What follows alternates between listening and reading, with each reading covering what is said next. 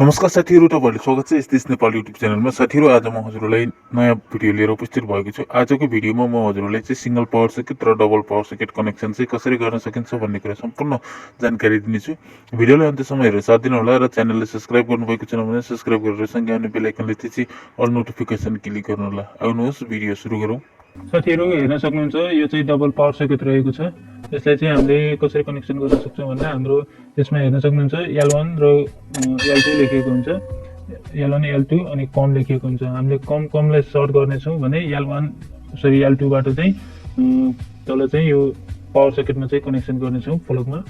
म चाहिँ यो तारहरू नापेर चाहिँ काट्न गइरहेको छु। हामीले यसमा चाहिँ कनेक्सन गर्नेछौँ। यो तारले पहिला काट्नु होला र प्रपर तरिकाले सिलेर चाहिँ रेडी पार्नु होला। त्यसपछि म कनेक्सन गर्नेछु। म अहिले सम्पूर्ण सबै तारहरू यसरी नै गराउनेछु। हेर्न सक्नुहुन्छ।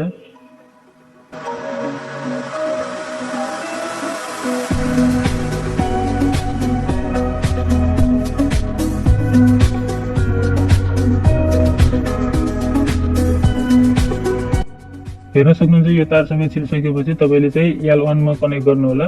L1 बाट तपाईँको जुन सकेट रहेको हुन्छ सकेटको कुनै पनि एउटा भागमा चाहिँ कनेक्सन गर्नुपर्ने हुन्छ। म चाहिँ यो कनेक्सन गर्न गइरहेको छु। कनेक्सन गर्दाखेरि तपाईँले तारलाई चाहिँ प्रपर तरिकाले चाहिँ बेरेठेर कनेक्सन गर्नु होला, किनभने हाम्रो पछि चाहिँ नत्र तारहरू फुट्किने सम्भावना धेरै हुन्छ। त्यही भएर हामीले चाहिँ तारलाई बेरेठेर राम्रोसँग प्रपर तरिकाले चाहिँ कनेक्सन गर्नुपर्ने हुन्छ। म टाइट गर्न गइरहेको छु। राम्रोसँग टाइट गर्नु होला। त्यसपछि हाम्रो हेर्न सक्नुहुन्छ यो चाहिँ हाम्रो L1 बाट कनेक्सन भएको छ भने अब अर्को स्विचबाट पनि हामीले त्यसै गरी यो डबल पावर सर्किटको अर्को सकेटमा चाहिँ कनेक्सन गर्नेछौँ। अगाडिको कनेक्सन गरे जस्तै गरेर म कनेक्सन गर्न गइरहेको छु।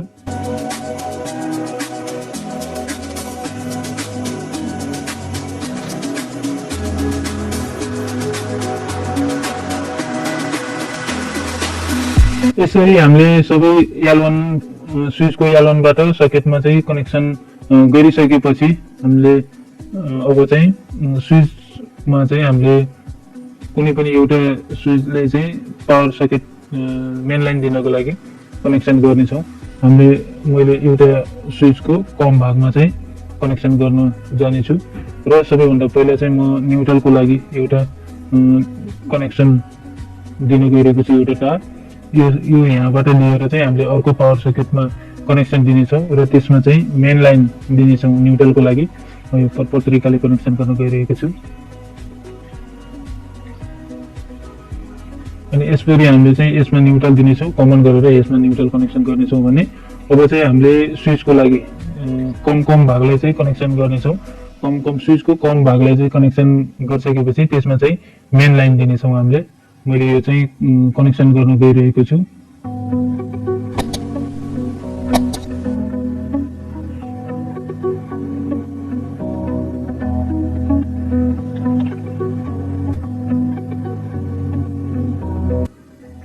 हेर्न सक्नुहुन्छ मैले चाहिँ यो स्विचको चाहिँ एउटा जुनसुकै एउटा स्विचमा चाहिँ मैले प्रपर तरिकाले टाइट गर्नेछु।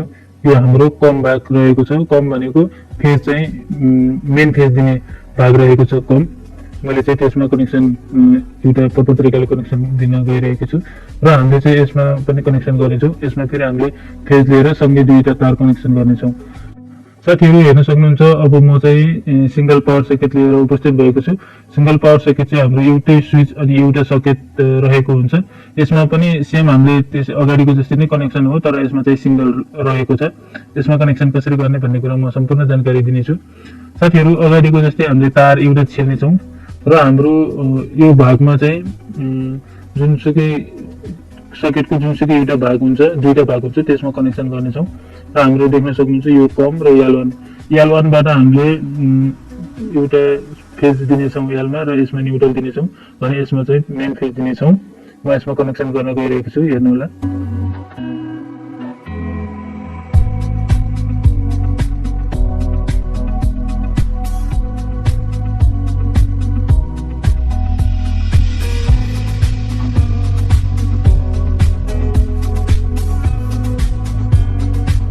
साथीहरू, यही नै थियो हाम्रो सिंगल पावर सर्किट र डबल पावर सर्किटको कनेक्सन। साथीहरू, आजको भिडियो कस्तो लाग्यो? जस्तो लाग्यो त्यस्तै सल्लाह सुझाव कमेन्ट बक्समा राखिदिनु होला र च्यानललाई सब्स्क्राइब गर्नुभएको छैन भने सब्स्क्राइब गर्नुहोला। हस्।